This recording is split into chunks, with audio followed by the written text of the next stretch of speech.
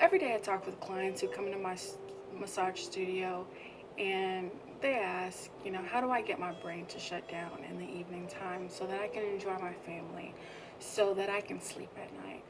From stay-at-home moms to corporate types to entrepreneurs.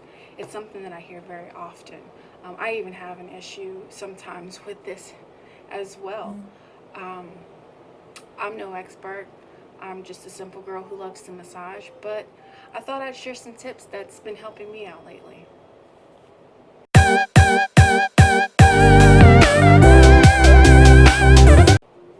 So, the first tip that I have is journaling. Just find any random book. You can get a $2 book from Walmart. You can get a fancy book if you want to, but it's not necessary. Just find a book. Even start with a few sheets of paper stapled together if you want. Um, and write. Write what's on your mind. Write the first thing that comes to mind.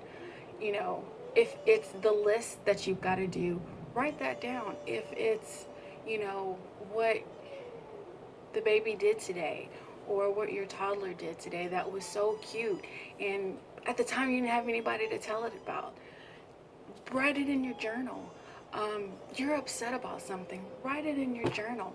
Um, you got Happy Mail today, write it in your journal. I write all those things in my journal, and sometimes it just makes me feel better to get it out of my head, get it on paper, and someday it'll be shared with somebody.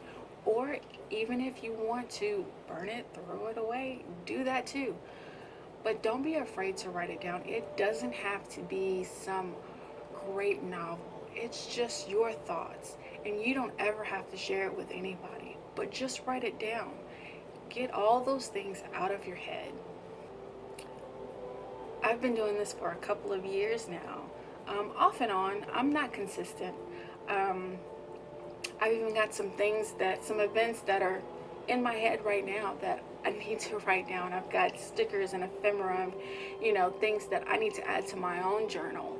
Um, but on the nights that thoughts are keeping me up, and I get up, I grab my journal, turn on a small light, sometimes even just the flashlight from my cell phone, write down what I'm thinking, and I can go right back to sleep. It helps so very much. So this next tip is gonna kind of make you laugh, and it's gonna sound kind of weird, but just work with me here. So doodling. Yes, I said doodling. Remember days of old when we used to be in like elementary and junior high, and we used to draw to our heart's content, good or bad, stick men or whatever. Mine, I know, are stick men. I enjoy drawing though. I enjoy stamping. I enjoy coloring. Those things are also very relaxing to the mind. Um, it engages the artistic side, and it just kind of it gives you that something to do with your hands. It gives you that time to kind of just let your brain decompress. And sometimes when you're doing these things, you get the ideas that you're looking for. You get the thoughts that you really want, the ones that help you solve the problems that you've been trying to solve. Um, so give it a try. Get down and color with your kids. There's something to it. So the last tip that I have is actually scheduling or planning your day. I had a stay-at-home mom, and she told me, well, I don't feel like I do enough during the day.